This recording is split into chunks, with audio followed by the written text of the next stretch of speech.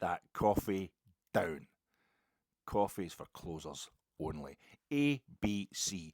Always be closing. How you doing, folks? Welcome to your FATEC, having just beaten by 6-0 at home a team who we lost by a single goal to in the same competition, the SPFL Premiership, the last time we played them at their place. Rangers are now off to the home of a team that we beat by 6-0 at home in the league, albeit it was a different home that time. It was Hampden, who also beat us by a single goal at their place the last time we played them in the league. Preview pod coming to you in association with Gersnet. Please check out the Gersnet preview pod for the Ross County match. It went up on Friday evening. It's probably going to be Saturday before you're seeing this wee pod of mine. It was Alan and Rab, aka Rob, and I think they will be doing a far better job of reviewing the AGM, that 6-0 win over Kilmarnock, and looking forward to our trip to the Highlands on Sunday than I'm going to manage here right now, because I'm sponsored by them, and I'm also sponsored by, before we get into that, the colour pink. Let's say the colour pink. I mentioned this earlier in the season. I said there was something. I was just pointing out the kind of salmon pink strip that Jack Butland was wearing in goals against who I cannot remember. I think it was one of the early games back at Ajax, Dundee perhaps, or something like that. But Dundee wearing an away kit that had some pink in it or something. There's a lot of pink stuff going on, and it was making me think at that point in time about what John Gilligan had said when he had his press conference to kind of announce himself as our interim chairman. And it was a brilliant press conference, and I was talking about it at the time, just saying that he'd really represented Rangers really well, very open and honest, as they say. I've always thought that's a bit of a tautology, but very open and honest, saying what had gone wrong. Obviously, they were looking for a new CEO still at that point in time.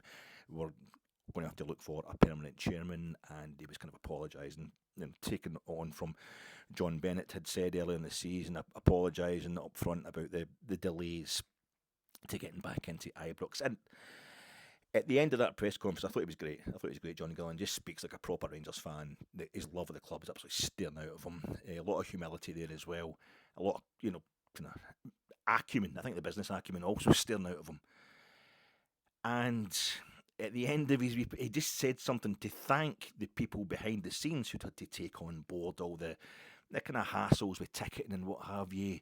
Hassles that we've experienced as supporters, but they did their best to affect the transfer from Ibrox to Hampden and from Hampden back to Ibrox as our home venue on the space of a few months. And he just wanted to thank all the boys and girls. And as he said boys and girls, he went, oh, sorry, ladies and gentlemen, or men and women, no, people, sorry, oh God, modern technology. And he meant modern terminology.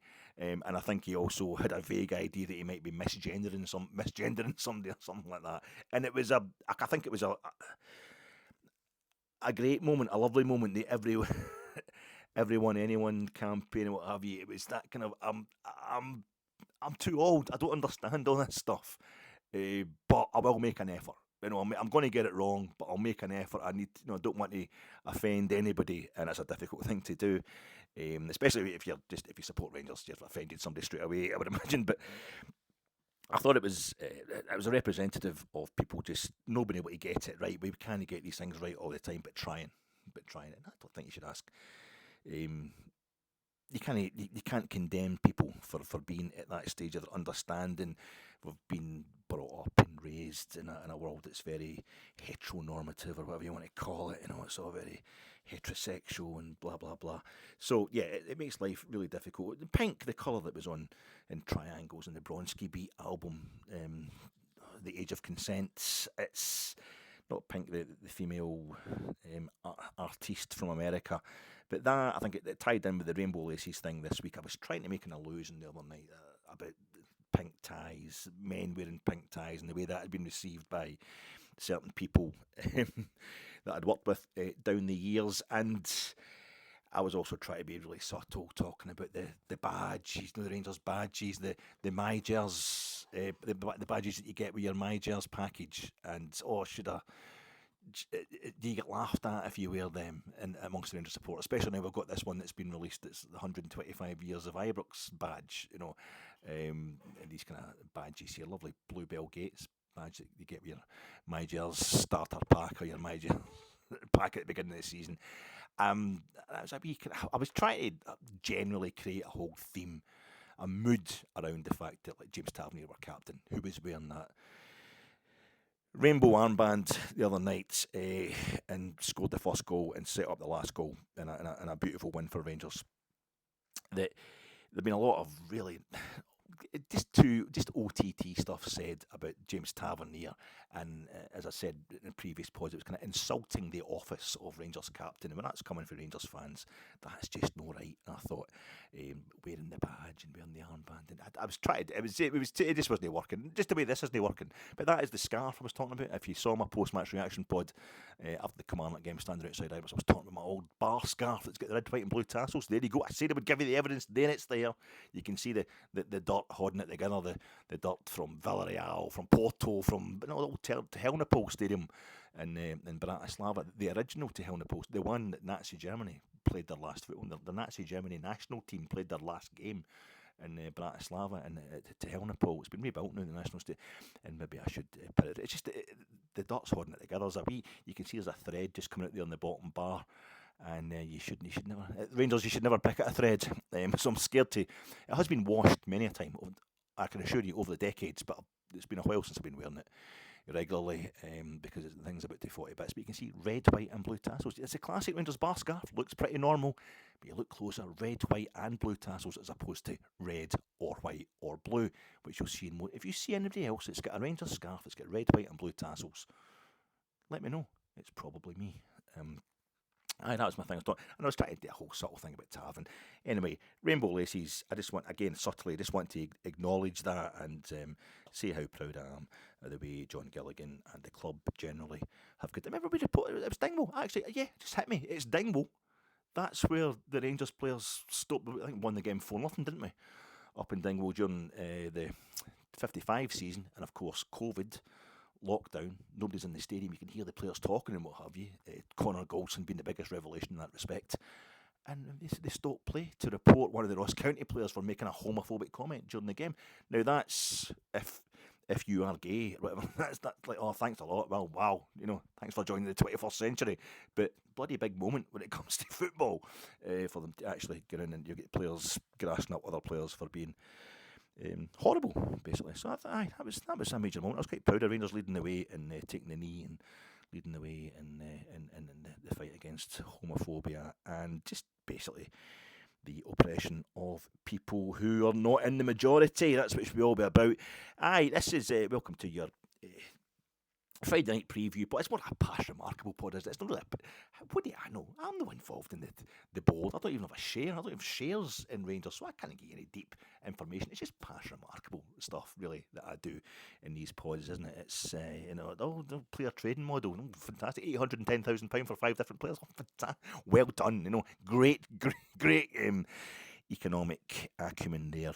Not as that part of your 4 pillars or 3 pillars or whatever. It sounds more like one of the pillars that was keeping the Copeland Road stand up. That's more of a structural engineering past remarkable thing. But anyway, tonight on Off the Ball Bag, we'll be asking, have you ever been to a Highland League match, particularly one at 2:15 on a Sunday? Tam, have you ever held something hot in your hands, a hot rod in your fist during a football match? I did, Stuart, but it went off a bit early and it was burning for weeks. I had to go to the doctor. Sam, I'm sure I've got no frame of reference for your tumescent japery, man parts, Highland clearances, and no, those Rangers fans did not have a laugh with Chick Charnley when they got in his taxi. Rangers fans don't have a laugh, because if they have a laugh, then it means I'm uptight as well. There has to be somebody more uptight than me. Yes, and later on we'll have a team of the week, which will involve some degradation of women and some mild homophobia. I'm talking to you. My name is Alec Anderson. Somebody's Heine is drowning my icebox. Somebody's cold one is giving me chills. I guess I'll just close my eyes. Oh yeah, all right. feels good inside. We're just getting ourselves a bit of confidence, I think. A bit of confidence, just suddenly getting a bit of confidence together ahead of the two games we've been most worried about all season. Spurs at Ibrox in the Europa League group stages, and that wee League Cup final against Celtic at Hampden. I think this Sunday, concentration is required to maintain that nascent, that burgeoning, that infant confidence. But we've won three in a row. Three games in a row, Rangers, scoring 11 and conceding just one. The kind of list of stuff we've been demanding. In the short term, the demands at Rangers are always, win the treble, do brilliantly in Europe and that. But in the short term, we'll be getting ourselves really worked up about the lack of a domestic away win. We've only had one all season. Well, we racked up another one on Sunday there up at McDiarmid Park. Another clean sheet there as well. And scoring more than a single goal in a domestic game would have been quite good. We only managed one, was it Hearts, Dundee United, and St Johnstone. We'd only three games in the trot, only managing a single goal in each of them. So let's get more than one goal. Well, we battered in 6 the other night, so that certainly answered that one. And we also wanted a bit of style, a bit of flair, kind of ignoring the fact that what we did in Nice, how we played in Piraeus, how we played in Malmo, how we played at home to FCSB. European progress, that's European progress, but we're probably going to be we're almost certain to be in the last 32, at least the kind of playoff round, post-group round of the Europa League, because that doesn't suit the narrative of everything's a disaster, i.e. we have to beat Celtic in 5 attempts. That gets kind of ignored, it gets kind of put in the back burner, but that's happened there as well. But we're just slowly ticking off all the kind of moans. We won 6-0 at home versus Ross County this season, and then followed that up by losing 3-0 to Celtic at Parkhead. So we're not going to get too carried away, but nothing's assured. But we've got the same kind of scenario lined up potentially as that with the League Cup final coming up, a week after we play Ross County this Sunday. But much of the chat and the Rangers kind of chat this week has been, finally, that's what I wanted you today. 2 strikers. That's what I was saying. You should. I wanted you to attack me more intent. I said you should be more fluid. I said you should move the ball about quicker and that kind of thing. Thank God they finally listened to what I was saying. It's weird how it was just suddenly went from Rangers are crap, they're absolutely garbage, Clement doesn't know what he's doing, to thank God they've listened to what I was telling them to do, blah blah blah. And I think there's a kind of, it's almost like you don't want to get the bends. It's like Philippe Clement hasn't said anything. It's like Philippe Clement's never done a press conference. It's like Philippe Clement hasn't been saying all of the last 4, 5, 6 months effectively since the end of last season. It's going to be a rebuild. It's going to take time. We're going to have to get some players back from injury. That's a thing that's always ongoing. There's some players, Igaman for example, who we need to get up to speed as well. And then players coming back from injury also need to get their match fitness back. And we need to get the automatisms going. We don't have strikers available. We've only had Cyril Dessers available all season, but suddenly it was like, thank God he's finally played 2 strikers. We've not had 2 fit strikers all season. But suddenly, I think the tone, people have been so invested in Philippe Clement being crap. Philippe Clement, that it's really attractive, the manager being the answer to everything. That's one way you can be proactive. We can hound the manager out, and we've got a bit used to it over the past couple of years, a bit too used to it. He goes, get somebody else in, new manager bounce. You feel as if you've done something. But it's never really been the problem. Philippe Clement has never really been the problem, as far as I'm concerned anyway. But I get the attraction of that. I'll just come on to that in a second. The attraction of thinking sacking the manager is the way to solve it, but it's almost like we just kind of transferred that feeling of, if we get rid of Clement, that'll be I know, get rid of Philippe Clement, I'm going to go on my Twitter page, and my avatar is now Clement's face with that red circle and the red cross through his face. That he's got to go. I'm going to change the name of my account. It's no Jim Smith anymore. It's Clement out. At twitter.com or whatever. It's at X.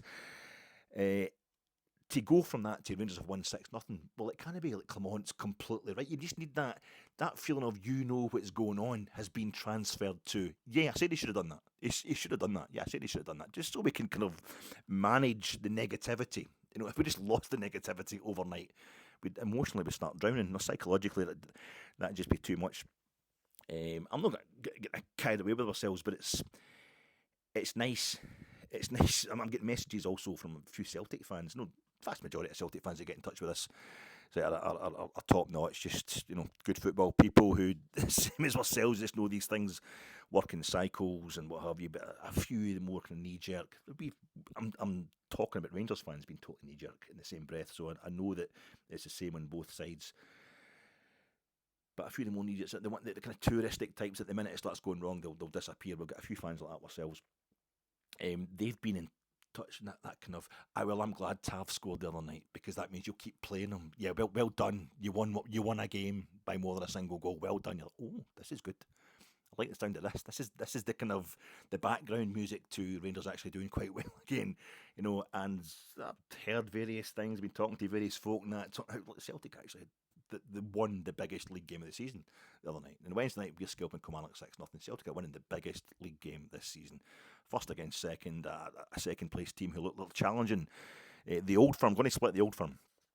And Celtic go to their place on a really manky Wednesday night and win by a single goal. And that pushes them clear at the top. But Celtic fans were getting very interested in what had happened with Rangers and getting quite that's good. That's what we want. That's what we want. That wee obsession, that wee fixation to start kicking in. Hopefully it'll go to the next level a week on Sunday, which is Masonic Conspiracy, because that's the only way we'll actually ever beat Celtic. So I'm quite. That's nice bass notes, as they say, to the feeling just now compared to how we've been feeling for most of this season. Motown, Northern Soul, Martha Reeves and the Vandellas, Hampden Babylon. We're still massive underdogs for the League Cup final, never mind the league itself. But slowly but surely we at least know that we've got a manager in situ who's staying now. The talk has been we've seen this movie before, he's a dead man walking, blah, blah, blah. And it's almost like the intensity of our win in Nice, the entertainment factor of our win in Nice, just kind of blowing them away and watching Rangers fans away with the just the beauty and the pace of the football that we played over there. And then adding that to, you've got the intensity of watching us, just grinding out a 1-0, a second domestic away win of the season on the Sunday. And then you go to this amazing blowing away of Kilmarnock on Wednesday night. I think we've been so focused, there's been so much to focus on the park, that it's taken our mind off the fact that, Philip Clement now feels bedded. Remember last week we wanted to get rid of him.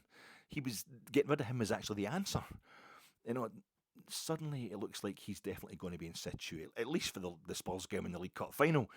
If not, maybe even the Celtic game at New Year, maybe even to the end of the season. Maybe he is here for the long term. Maybe it is a rebuild. Maybe this is the plan. I'm talking as if I'm slagging other Rangers fans here, but I always admit up front I was slagging Yanis Hadji, saying we should get rid of him, and he's been an absolute revelation of late.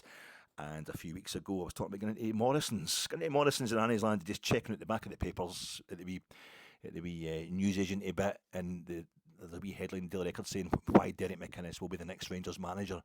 And despite everything I've thought in my tiny brain, my doing the danglies, I got a wee thrill. I was just thinking, I actually quite like the idea of that, because I'm the same. It's just a change. I hate patience. I hate waiting, having to wait for Rangers to grind this out, for Rangers to, overcome our financial shortcomings and find a plan under a guru manager who's going to revolutionise the youth system, and will manage to catch up this financial disparity we have with Celtic because we spent time in the lower leagues.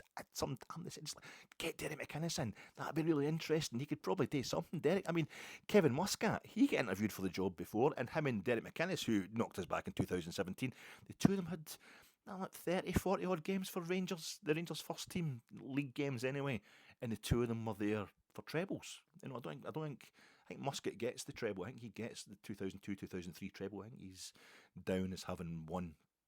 I got a winner's medal for all three competitions. I don't think Derek McInnes got a League Cup medal. I'm not sure. He's missing one of them anyway. But I thought, it's the same thing. 6-0. Derek McInnes pumped him 6-0 all night. So that, I don't know. It's absolutely ridiculous. It's just a nice kind of subtle changing of mood. Everything kind of not looking totally upwards, but I did wake up at 2 o'clock this morning panicking that I had my Spurs ticket. And I won't set up with the whole thing with £168. I'm paying £168. I keep thinking, because I'm on the continual credit card scheme, that I've paid that £168, that they've got it. But remember, it was normally going to take £42 off you at the beginning of each month. but it's the ticket you're paying for it that month might not be, it's not the next game you're going to, and I think you're paying in advance, and I'd lost track of where I was now. It turned out I hadn't paid for my Union St Gilles ticket. It was, but the Spurs ticket, that was good. By the time I looked, you try to navigate the Rangers website, I don't know if that was brought up at the AGM by anybody, but the ticket website and that, it's just a hit and a miss for me. I'm going in there and there's no way you're getting on your phone, so I had to go and get the laptop open at like 2:30 in the morning. Just to look up my ticket. Don't get Tam cowing with me. It was worrying, and it turned out I hadn't, we got a new motor the other week, so my account was completely cleared out at the beginning of the month, and there's no money in my account. No money in my account. I hadn't paid for the Union St Gilles ticket. By the time I got money in the account, it's only because I was looking for the Spurs ticket that I found out. Because I've got a chance this season of going to every home game for the first time in 5-6 years. Not maybe only the first time in about 10 years probably, and only the 5th or 6th time in my life. So I didn't want to miss the Spurs game, even though it might turn into a nightmare. But that's just a kind of slight change. Would I have been hoping I didn't have my ticket for the Spurs game if things had gone different in our last 3 fixtures? Probably. James Tavernier, he's not back as such, and there's the chances are he won't be. He won't ever be back to being the same player he was. But I feel as if the overreaction to him being a bit slower for most of this season, then a kind of overreaction to him being dropped, and this kind of all bottomed out with last week. I think it was people starting to say, beginning of last week, starting to say that talk of him getting a testimonial was failing to read the room. There's no way James Tavernier should be talking about it. The guy's going to be here for a decade. If he's here for a decade, he should get a testimonial, particularly the amount of goals and the number of games he's played for us and all that. It's one of those. It's almost like we're taking Celtic taunts about James Tavernier on board and making them company policy, making them club policy. That really bottomed out with that. But I think the way it's all worked out, almost everybody's happy. The Tav doubters, Tav lovers like myself, the club as well, and Tav himself. There's a kind of, he goes up there, doesn't get any kind of number at all, for effect, for helping score the only goal of the game at Perth the other week, for just getting up Jason Holt's backside as Hadji floats that ball towards him. So I don't think he gets anything for that. Jason Holt scores the goal. It's an own goal. There's no assist. Hadji doesn't get an assist. That's not how it works. But then the other night he goes out and he scores a goal from another Hadji assist, and then he plays a fantastic part in the last goal. The last goal we scored against Clement, like a beautiful team goal. And he's had that press conference in Perth where people are saying, "Oh, what's this Dane saying that he's fitter than ever and that he's not getting any numbers and what have you?" And I think he's biting back. He's reacting like a Rangers captain should react when somebody says, "You're too old, you think you should pack it in." I think it's all kind of evened itself out now. There's been a big tumult, Tav getting dropped, in stages by the manager, and now he's getting brought back in. And Dujon Sterling played really well when he came in as right back, but Dujon Sterling's got problems with a trapped nerve and what have you, and it's forced us all to realise Tav's magnificence for being an ever-presence, just his physical durability over the years, and maybe it's just the fact that I have spent so much of this season going, he's had an operation, he's taking his time coming back, that's all it is, because he's a bit older. He will be able to get back to full fitness, but the full speed and all that, but it's just to take him longer because he's older. And then I stopped saying that. I gave up and thought, no, he is actually screwed. He's just totally slow. He's just looking totally rusty. So typical. The minute I actually give up on that, Tav proves he is going to get back to full fitness. So, it was nice, that as well. And Sunday, I'm just all about us getting like a third straight domestic away win. A third straight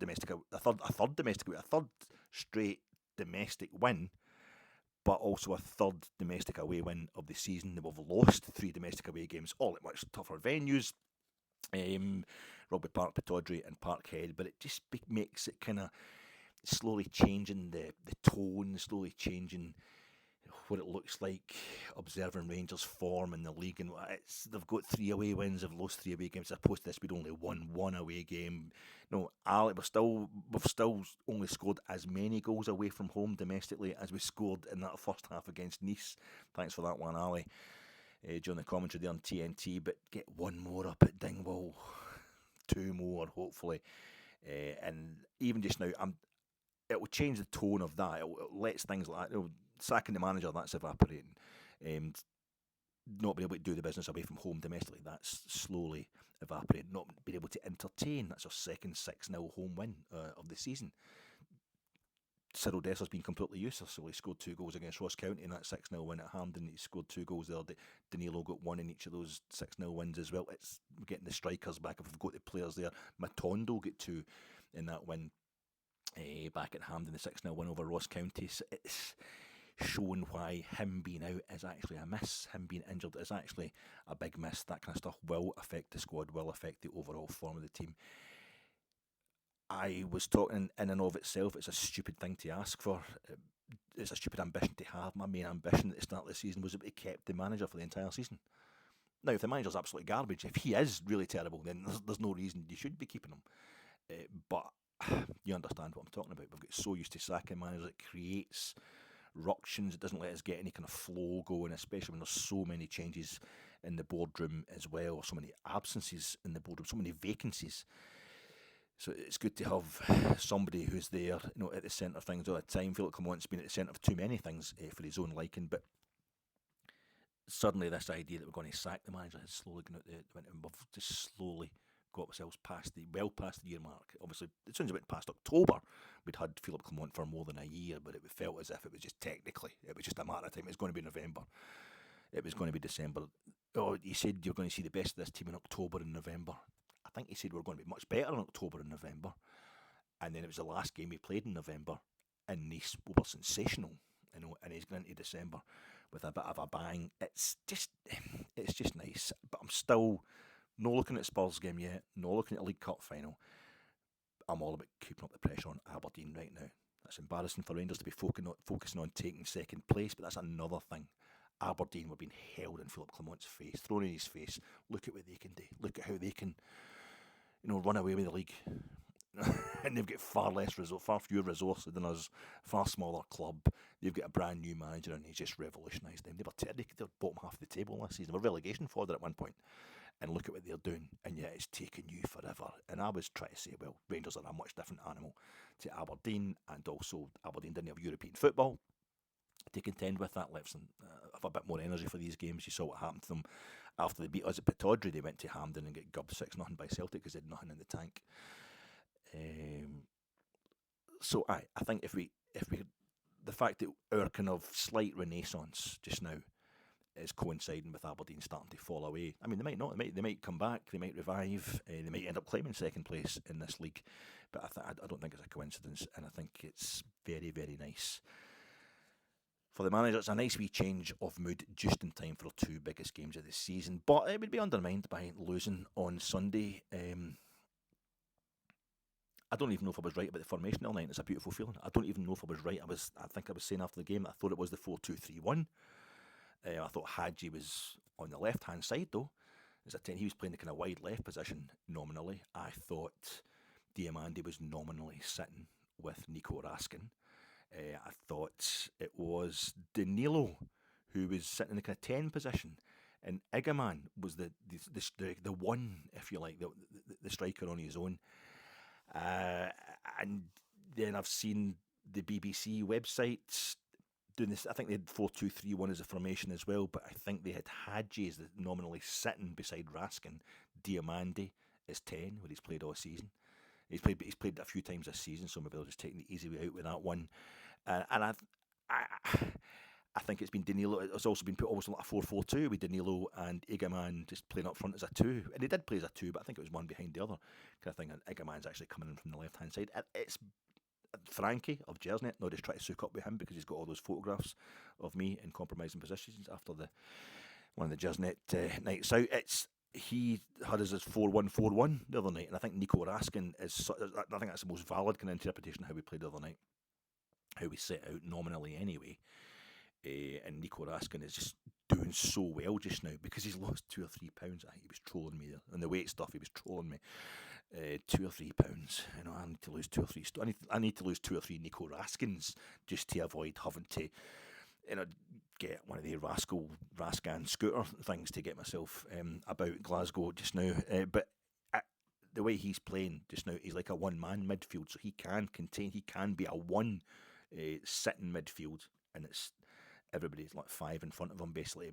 But the fact that none of us can really pin down properly, and I'm talking the BBC website, the sports scene, Stephen Naismith, his little assessment had that I think Diamandi was playing 10, but the very clip he was showed Diamandi coming into cover, sitting into cover for Raskin, sitting so they could be a two together. It's just, I've not checked out I've not actually had a chance to check out what Joshua Barry was saying about the formation that we played the other night, the positional stuff that we're doing the other night. He's usually really good in this kind of stuff, but the fact that none of us could really tie it down was great. You know, had you talking the day before about playing 10, I'm a 10, and you're thinking, right, that means sitting basically behind the centre forward. And of course, he's out on the left hand side, and he's set up both of our first goals against Kilmarnock, one with a right foot cross from the left hand side, one with a left foot cross. And then we've got our wide right player who plays with his left foot, Cherny, going over to the left wing to start a move forward at the fourth goal. And he's kind of laying it off. It gets to Raskin, and he's running behind Raskin, in front of Raskin, and eventually he's on the left-hand side, and he's using his left foot to cut the ball across into the far right-hand corner for that fourth goal. We were unstoppable. I had naively said, somebody mentioned on the comments, forgive me, I can't remember who it was, had mentioned in the comments under, I think my preview pod for the trip to Perth, perhaps, we just can't play in Europe. We can't play domestically the way we can play in Europe, with the freedom we can play in Europe, because teams domestically sit in a low block against us. The teams out with the top three, if you like, sit in a low block against us, and that's really difficult. And I'd said, and I thought it was naive, well, why can't we just see the way we played against Nice? Some of the interpassing, and it wasn't like working little triangles, it was the likes of Václav Cherny just belting from that right wing right across and advancing Dujon Sterling up the wide right from fullback, or advancing Diamandi almost coming up like in a inside right position, and he's just firing right across them, taking the ball right off their toes, like intersections in a graph, two different lines crossing, and the ball stuck to his feet. It was blistering, it was mesmerising to watch. And I'm thinking, why can't we just then, if a team's got a low block, go and do it 20 yards further up the park, do the same stuff further up the park? They did that. That's what they did against Kilmarnock the other night, and it's great. It was just a lovely, lovely feeling to see all the stuff you'd kind of thought about starting to happen. And it was just, it looks like a team who the manager's saying, he keeps talking about automatisms. The hints were there in Nice that they were getting to this kind of super fluidity. If you can't pin them down, it's difficult to pin down the positions of players on a tactics whiteboard. Then what must it be like playing against them? You just don't know where they're going. And I think Derek McInnes mentioned that the other night, that the movement of the Rangers team the other night frightened Kilmarnock. And a glorious thing to see, because we're going to hit those kind of heights. We're entering into these two games after we played Dingwall on Sunday. There's a lot of scar tissue. Playing an English Premier League side in Europe, Liverpool, 7-1 at Ajax. You don't forget that kind of stuff in a hurry. Worst defeat of my entire life, that one. It's just the worst defeat for Rangers ever at home in Europe. So it was horrible to watch. Equalled our worst ever European defeat. I think we lost 6-0 to Real Madrid in the Bernabeu in the 60s. But that was absolutely horrendous. And I think the Celtic thing, it's the same as the Celtic thing, where you just felt a kind of helplessness. And by the Celtic thing, I mean, although Philippe Clement has failed to win in 5 Old Firm games, there's a draw in one of them. There's only one that he's lost badly. We've certainly given them a game. The one this season, we lost 3-0. That was terrible. And that's kind of segued with our record against them at Hampden, which is under different managers, of our last three games against them at Hampden. Scottish Cup final, League Cup final, and a Scottish Cup semi-final. We've lost all of them, and it just gives you a feeling of we're never going to beat these bastards. We're never going to beat them again. You know, so you've got that in the horizon. You're playing them, and like you've got the English Premier League team. And I think we've got a terrible record against English clubs in Europe anyway. I think maybe 9 ties, and it's only Wolverhampton Town and Leeds United, the Battle of Britain. I think that's the only ones we've actually won against English teams. And Spurs scalped us in the 60s, the Jimmy Greaves Spurs in the old Winners' Cup. So there's a worry there, and it's nice to just get that feeling that we can at least kind of engage head on with that kind of previous apparent helplessness. Like we're having the conversation, we're acknowledging and kind of facing up to the fact that we've been so poor and off and are unable to do anything about these properly big matches, our biggest domestic opponent, and some of the big hitters in Europe, Champions League standard stuff. And it's nice to know that we've found a bit of form that at least lets us face up to that and have a chance of doing something about it. Aye. What else is it to talk about? Oh, the pyro. I better talk about it, but it's a hot topic. It's literally a hot topic, isn't it? It's a political hot potato. It's just a hot thing. And you have a hot stick of molten lava. It's a controversy fest. It's a past remark, a magnet eye, and an outraged farmer. So let's get stuck in there. Let's drive the engagement. I mean, let's get stuck in and light up this debate. With my hot take, hot like a flare. For fuck's sake. Admittedly, it is dangerous. I mean, flares lit stuff in the ground. It is dangerous. I thought Chris McLaughlin, not trying to hound the man, he's a journalist, asked the questions, but it was a tad leading with his question today. How disgusted are you, Philippe, with your fans taking pyro into the ground and setting fire to people? How humiliated are you to be manager of Rangers when they're doing stuff like this yet again to the innocent people of Scotland? Also, that kind of tone of slightly leading his question. How disappointed are you? So Philippe went along with it and said, "Yeah, I was disappointed," and I think there was an interjection from our press officer, kind of saying, "Look, our comms man, whatever they're saying, it's not really down to him to comment on a kind of societal thing. He's the manager; he just wants to talk about the football." But fair enough. He said, if we get fined, it's a dangerous thing to be taking these things, and it does look dangerous to be taking these things into the ground. And if we get fined, it means we can't spend this money on players, which is what we're all about just now, is the money and the players and the player trading model and that. Nicely dealt with by the manager, taking a bit of responsibility there. And it's the kind of thing you can't condone, and I don't want to condone it either, but it's the news headlines tonight. This is what Chris McLaughlin's obviously trying to set up for reporting Scotland. There's folk could die in the roads and all that in their houses and what have you. But this was the main thing. I feel it's a bit OTT. Maybe the pyro's getting OTT. As I say, there's no getting away from it. I mean, the Bradford City fire, Valley Parade, and all that absolute tragedy back in the 80s. What have you. But there's also simultaneously no denying that going to football is a bit transgressive. I mean, you're risking a lot of things. Getting stabbed outside for a start, getting having a heart attack through the sheer excitement of a last-minute winner, or getting clinical depression because you've been watching Rangers domestically for most of the season. Just there's various things you can suffer from at the football. You're taking your life in your hands going to a football match anyway, but I've been to all the Scotland games at Hampden this season, and the last one before the Euros. They played Finland in a friendly, and I couldn't help noticing that, it's the same as I think in the League Cup semi-final, that both ourselves, split by Aberdeen, the old firm. No, it's Motherwell. I'm not going to have any jokes about Aberdonians being too parsimonious to buy the pyro itself, far less fork out for a fine. But Thomas. But I think I couldn't help noticing that in the League Cup semi-final that I went to, the Motherwell Rangers one on the Sunday, there was massive 20-foot flames shooting up into the air as on the pitch for the players to walk past at the tunnel entrance. As the players come onto the park, these flames shooting up over the extent of the roof at Hampden. This is all part of the pyro. Pyro's a big thing for the actual organisers, for the SFA, for the SPFL, all the Scotland games I've been to. The last 4 Scotland games I've been to, the pyro's all over the place. It's you get the light show at the beginning of the game and the shooting flames from these black boxes they have on the pitch. That's a big thing. Okay, that's no doubt that's been tested to the nth degree to make sure it conforms with health and safety regulations, etc. But the fans are trying to create excitement.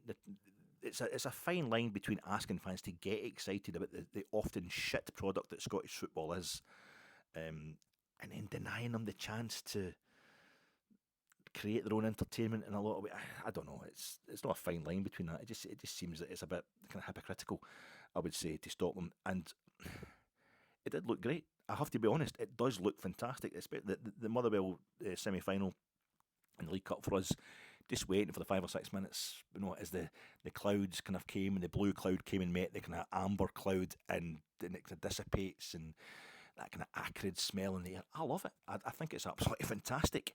And I am a bit embarrassed to say that the most embarrassing thing at that League Cup semi-final was not the guy with the tin foil in the Motherwell end with the tin foil Scottish Cup. It's a Scottish Cup, mate. Scottish Cup. He's at least 6, 7-year-old. He should know what he's doing. Motherwell have won the League Cup and they won the Scottish Cup. Maybe his dad's still obsessed with 1991. I don't know, but it was clearly a Scottish Cup you had there, pal. It wasn't a League Cup. League Cup's got 3 handles, doesn't have a lid. You've got the wee lid going on it. It's a Scottish Cup. It's about 70, 80 years older than the League Cup. So you really, but I'm just asking for them to do as in the Scottish Cup semi-final into Motherwell. But that was the most embarrassing thing that happened. It's the fact that I'm now 55 and I've never held any pyro. Now, you'd expect somebody's maybe letting the pyro off and they'll just let their phone will go and they'll go, mate, can you just hold that for us for a second? Just like hold my pint or whatever. Like, what's it like? I've seen it fairly close, but is there stuff pouring? I always think there's like molten lava pouring all down your hands or something like that. It's a certain sci-fi film it's reminding me of. I don't know, but I think it looks phenomenal. It's really good. The other thing I would say is when you think about how much pyro there was at the League Cup semi-final, the Scottish Cup final back in May, and that game up at Dens Park, the game get held up because of the pyro last season, one of Clement's earliest games in Charles. We won 5-0. It looked like the away stand was on fire that night, and yet there's that much pyro, and I don't think anybody did get injured. I think maybe is it a bit safer than we actually realise? It's not actually causing any harm or whatever. I don't know. Maybe people out there have had bad experiences with it would disagree with me, but I don't think it's the most pressing problem in the world. But of course, it doesn't take much for it to cause a major fire and a major incident, and it doesn't take much for it suddenly to become a missile as well. So I think it's like a massive bust up on the park. When players are fighting each other and what have you. You can't officially condone it. You're allowed to enjoy it when it's happening. But it's one of the kind of offshoot things. One of those just things that happen by chance at the football, and you enjoy it when it does. But there's no room for it to be officially condoned, because apart from anything else, that would take away the appeal of it, that it's kind of breaking the law, and it is breaking the law. In that Scottish Cup final in May, I was doing the 2 or 3 rows for the front. It was a terrible seat, as you know, at Hampden in the actual Rangers end, the old West Terrace, and behind the goal, if you're doing the front rows, it's a brutal view. But at half time, I was sitting there, Tifo. Tifos. Oh my God, I've taken part in so many Tifos. That's the evidence there behind me. Some of my, if you've been to European games at Ibrox any time over the last 20 years, plenty of Tifos to take part in as well, organised by supporters, and it's fantastic stuff. And it's moved on a bit since the days my mates and I would taking a bed sheet to the East Enclosure for an Old Firm game with something that's far too convoluted. I'd spray painted it on the day before. Something about Ali McCoy's been better than Mo Johnson, and then Super Mo comes to join us 2 years later. But it's changed a bit since then. The Tifos, but I've taken part in that, but I've never actually held a bit of pyro. But at half time in the Scottish Cup final, having done the Tifo at the beginning, I remember all the boys suddenly gathering, kind of Union Bells gathering down the very front of and then their backs to the park and looking up towards us, and I was some big fellas, look. They've obviously seen some action. You're thinking, have I done something, man? We getting sussed out here. We all getting sussed out for who's the best fighter. Who's going to be ready for a bit of rumble at the end here? And I thought, I'm not going to get out here alive. This is, coward. But it was they were just getting ready to. The team come out for the second half. They were all setting off their pyro. They had it all beautifully placed. And I'd still say to that, one of the most emotional things I've ever seen in my life was when we won 55 during COVID, and they did that thing down the Clyde, where the Union Bells set off the flares all the way down, and they staggered it perfectly all the way down by the water. Rangers, the shipyards, the Clyde, it was gorgeous, So I don't know. I can see why it's got to go, but I'm not going to be too heavy on it. Have you ever seen a Highland League match? I haven't. I went to see Peterhead playing Cove Rangers in the Scottish Cup once, and Peterhead had just joined the Scottish League. It was back in about 2000. The father and son who took me to that game, and now both dead. My mate had died when he was 49, just before he turned 50 for the cancer and what have you, and his dad had died just a few months earlier. I went to that game, and I remember the two of them were talking about that game. They weren't big football fans. They liked watching the football on the telly and all that, but they were mostly taking me along because they knew it was. I was trying to get all the league grounds done. And everybody, I could just tell, because I'd done a lot of football, I could just tell that this was a whole lot of Cove Rangers fans, but there wasn't a scarf amongst anybody. This wasn't plucky little Peterhead from the Highland League now joining the big boys of the league and working their way up through the system. This was basically, prison workers against oil workers or something. It was not a scarf amongst all boys in like 40s and 50s who look like that simultaneous thing of I love a swally, but also square go anyway. Anybody, I work with my hands for a living. A lot of donkey jackets and big crew neck jumpers and what have you going on, and I can see it was getting a bit fractious. Like, oh, we're still in the Highland League. You think you've left us behind, and Cove now in the league as well, obviously. But my God, the atmosphere, it was much worse than an Old Firm game in that sense of, I mean, it's just, it's like at Peterhead at Balmoor, it's just kind of freestanding all the way around, just hard standing. There's barely any terracing. Everybody just walking around. There's no segregation. Everybody knows everybody except my mate and his dad, who were just standing. And I knew it was a bunch of Cove hard cases were standing amongst them. They're going, "Oh, well played, Peterhead." They were just applauding everybody. Anybody who played well, they were applauding. Oh, fantastic. I'm like, boys, we want to move here. We really want to move here. But aye, that was great. But I've never seen a Highland League match, and I really should. But I was glad. Fraserburgh, I was reading that they beat Annan of League One, a big shock. They put Annan out, and I was quite glad.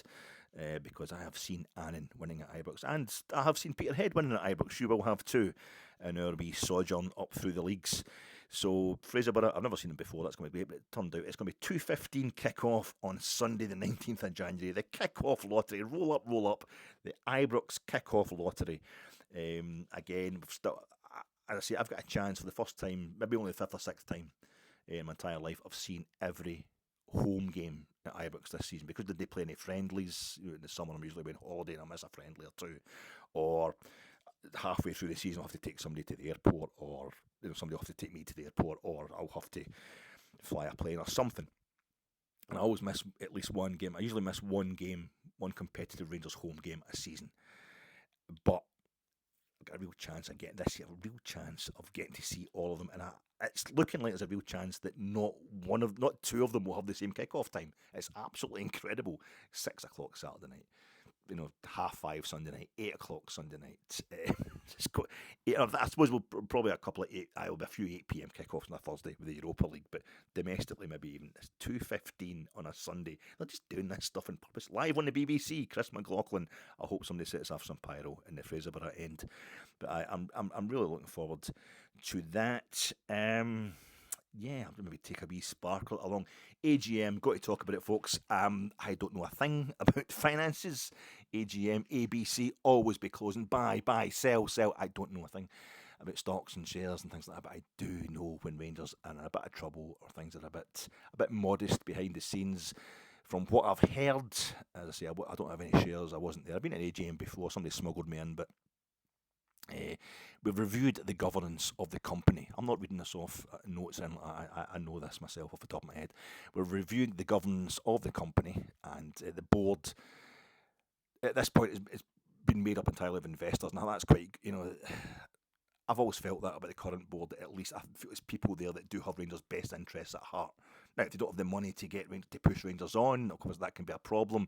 But I think they've put enough money in, and I could tell that the downsizing, which we'll come on to, was to make us sustainable, and that was one of the words coming out. Sustainable. We are now sustainable. We look more attractive to outside investment, I would imagine. But what they're trying to do is, to that end, soon there's going to be a non-executive independent chairman, and there'll be 2 other independent non-executive board members and 2 other executive members who must not be independent. I'm not reading this out. I haven't written this down.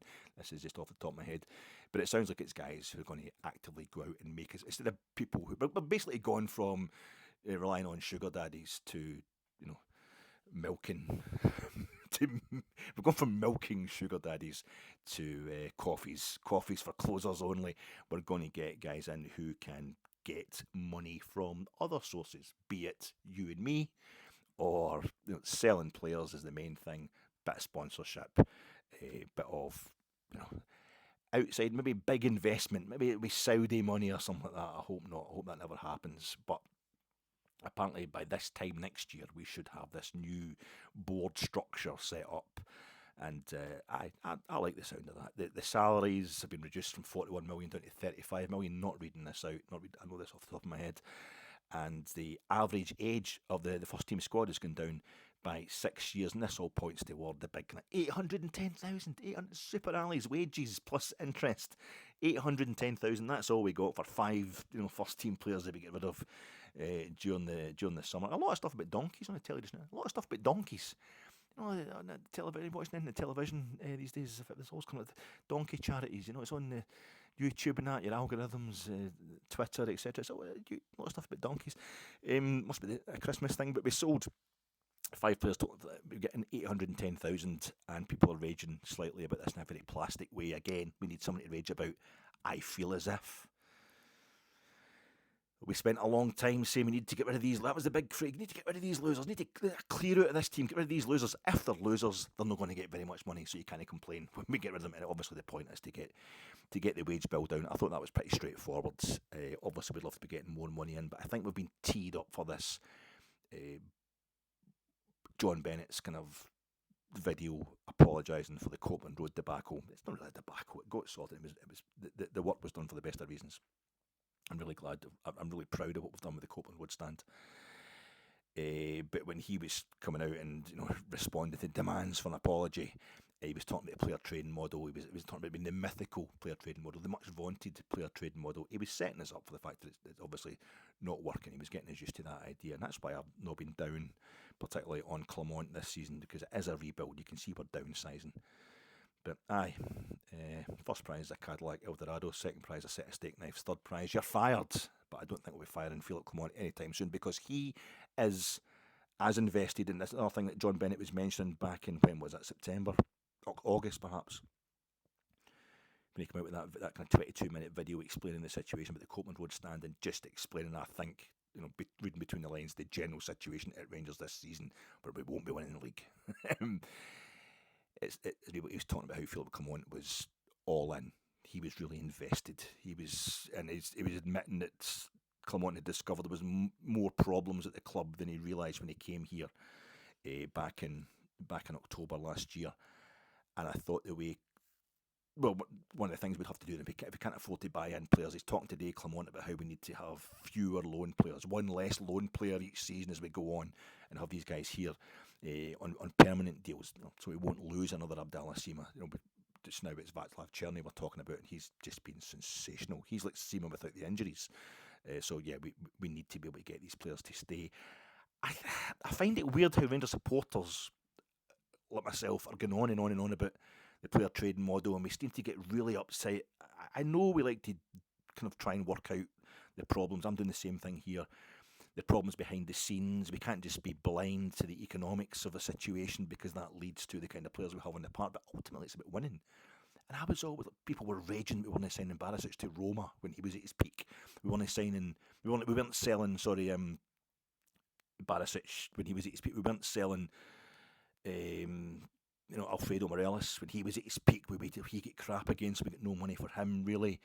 And I thought, but they won. They eventually became the team that won 55, and that was something we needed to do. It's a fine line. This is where I'll use the phrase fine line correctly, between wanting to make sure your player trading model's working and getting involved in the club's finances, which we do for very good reasons. We know what happened in 2012. I don't blame any Rangers fan for being really interested in our finances. But there's a fine line between that and then just missing the point of football altogether, which is to see your club winning stuff. So I'm never really that keen to be getting rid of players at their peak. I want to see them at their peak when they're at Rangers. I understand there's less and less chance of that as UEFA makes more and more of a monopoly of the power in European club football, despite FIFA's best efforts to make it a world thing. But the manager was talking about the youth teams, the reserves, the B team, etc. I thought it was brilliant what he was saying, because it's just it's something I go on and on about. I'm sorry if you've heard me doing this before, but I think it's a disgrace that Scotland, the national team, have only reached. I've never reached the finals, the second round, of a finals tournament. I've never got past the first round in a Euros or a World Cup, and it'd be very rarely qualify for a Euros or a World Cup. And I think that's an absolute joke for the country that invented international football. Effectively, the first ever international match was played in Glasgow. Sorry, I go on about this all the time. All right, Northern Ireland beat us to it by a week to be the second oldest league set up in the world. We're the third oldest league set. I think the Dutch have got a claim as well, but it's like a tenuous one. but we're one of the oldest league setups on the planet. Top 3, let's just say. And I think it's an absolute joke. You look at the news headlines tonight, reporting Scotland, the Scottish news. So I don't know. I've got the head down all the time. It's like, I'm going to get your company name here. Anybody wants to sponsor, I'll write your name on my forehead there. You get great coverage, plenty of space. I've got a really long company name. I can get it up there. But the Scottish news headlines tonight was all about Rangers, Celtic, Motherwell. It was all about football fans. And I said, Pyro at the football is nowhere near the most heavy duty issue in Scottish society right now. No way. It's a distraction, if anything, from Scottish. It's entertainment news, if you like. But that sums up the way this country is obsessed with football. But we're obsessed with it in a negative way. We just have this. We're obsessed with football, but we're not obsessed with winning at football.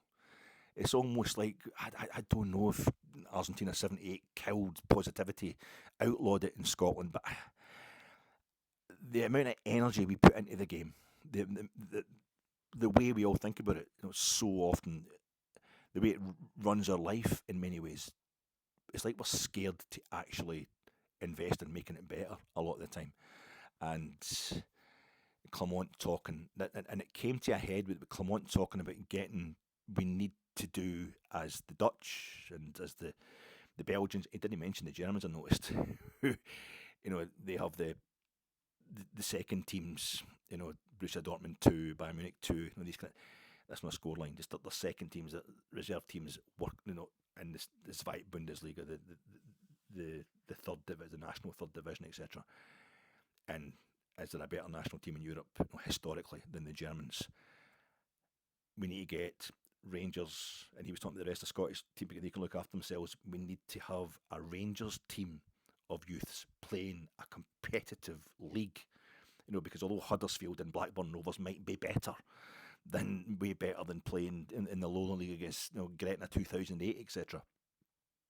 It's not competitive. A friendly is still so much worse than the lowest kind of competitive league for the development of players. And I thought he said a fantastic thing about how you can send the players out on loan to different clubs. Doesn't he help Rangers develop them?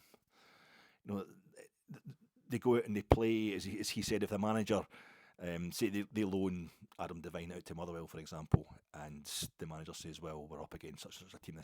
Adam Devine doesn't have the physical capability. I want a seasoned pro to take on this particular opponent. Well, then that means that Adam Devine's not getting a game, he's not getting developed, he's not doing anything that's helping his Rangers career.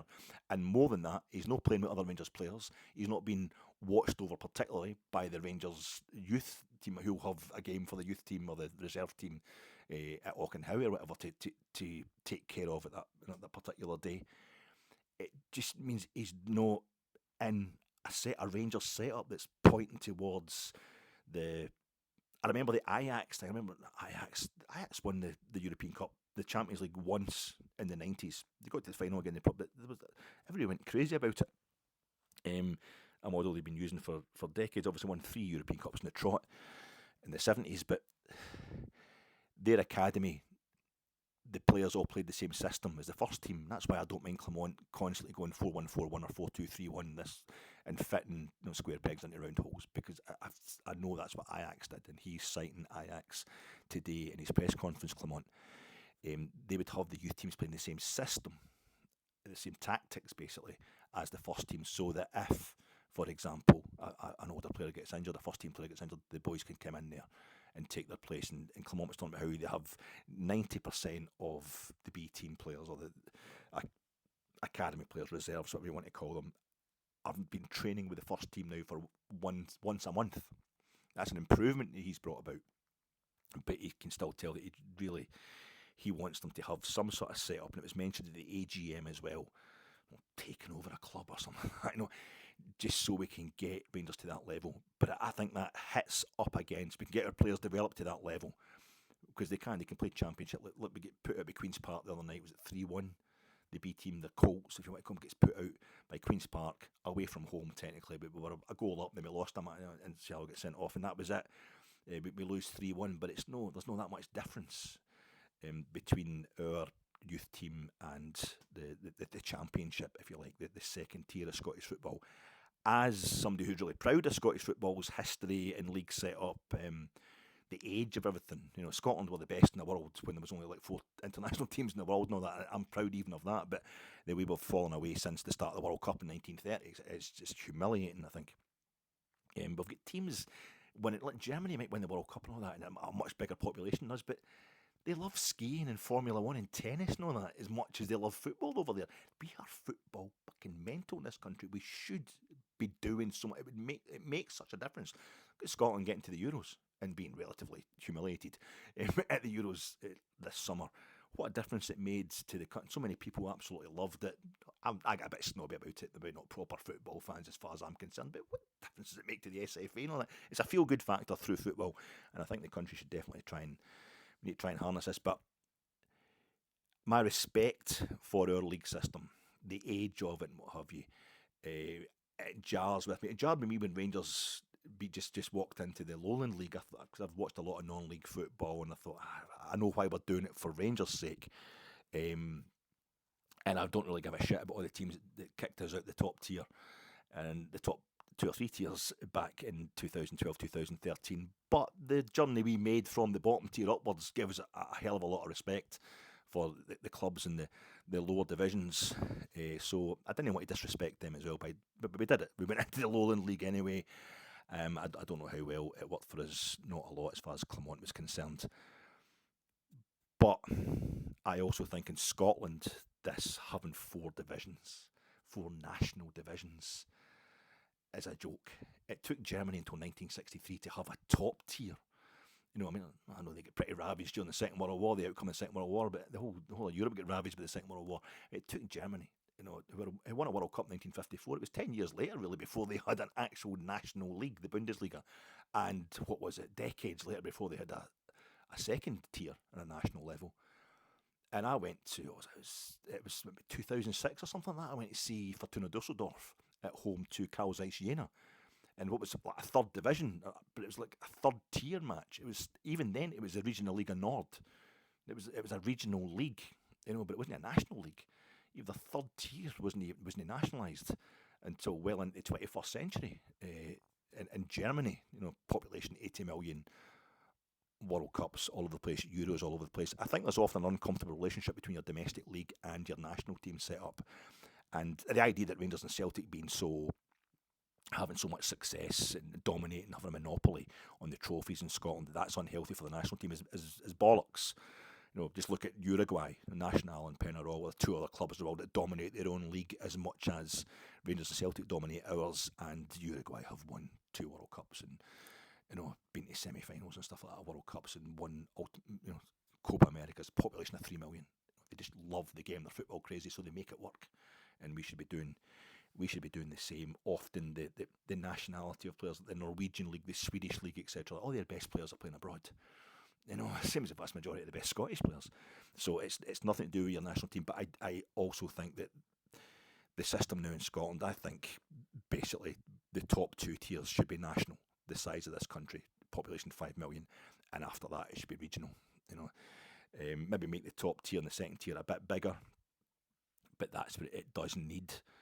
Rangers and Celtic, the size they are, and obviously my priority is Rangers.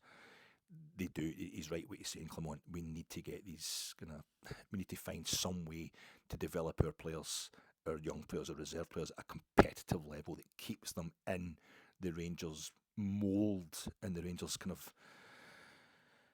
Rangers family, Rangers grasp. Right, that's far too long. Ross County are 2 places, 2 points and 2 goals worse off than Kilmarnock. They get beat 5-0 last week at Parkhead. A lot of Rangers fans I heard saying, that just shows you how Celtic do the business and we don't. Completely ignored the fact that we won 6-0 against Ross. We beat Ross County 6-0 when we played them at home, and it wasn't even our proper home. It was at Hampden back at the end of August. But they've had the whole week off, so I hope that's more a case of it's letting them stew and feel terrible about themselves rather than giving them more energy than us on Sunday. Of course, we lost there. That was one of the games, that and the 0-0 at Dens Park last season, which totally derailed Rangers' potential, their kind of second go at winning the title last season. So yeah, the scars run deep. That was the first time we ever lost to Ross County. I'm hoping it's going to be a bit like, I think when Dundee United, the first time Dundee United ever finished above Dundee in Scottish League football, I'm sure it was 1960-61, in the following season, Dundee responded by winning the league. So I hope Rangers continue with this kind of scorched earth retaliation policy and just win 6-0 every time we play Ross County this season, you know, to teach them to do what they did to us at Dingwall last season. Simon Murray is not playing for them this season. He's at Dundee now. He can't hurt us. Well, no, this Sunday anyway. The team, obviously, Hadji and Danilo will not be playing against Spurs. They're not in the European squad, so have them playing again? Have they been playing too much recently, considering the long spells out for various reasons, injury and what have you? I don't know. I would be quite happy with anybody the manager plays on Sunday. The way the team are playing right now, you'd hopefully maybe go for the same kind of setup that we had on Wednesday, and certainly hope we get the same kind of performance. If we could get a 2-goal win, we just want to win. The main thing is we want to win. I think you actually want to see a bit of the team's mind drifting towards Spurs, drifting towards the League Cup, just to know that they're up for both these huge games we've got coming up over the horizon. But at the same time, Dingwall has been a place we have effed up without losing, throwing away points at the death and what have you on our way to playing Celtic and what have you in the past. So 12 o'clock on a Sunday is never a good time for a kick-off. But I'm hoping it being a Wednesday game that we played this week as opposed to a Thursday game, we have more chance to recuperate. The focus we'll have on Spurs and Celtic next week will keep us concentrated, feet on the ground. There'll be no going out there on Sunday and thinking it's in the bag because we beat Kilmarnock 6-0, and neither will we be going out there thinking, oh my God, we need to repeat what we did on Wednesday night, and feeling pressured. They'll just be in the zone, hopefully.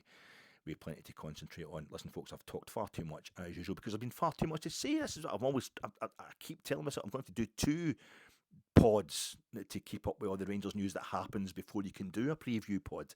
I should have done a separate one for the AGM. I should have done a separate extra reaction, calm down reaction to the win over Kilmarnock. No, Alec, you should have kept this one down to half an hour, covered everything. We've heard plenty from you. So I'll talk to you guys on Sunday.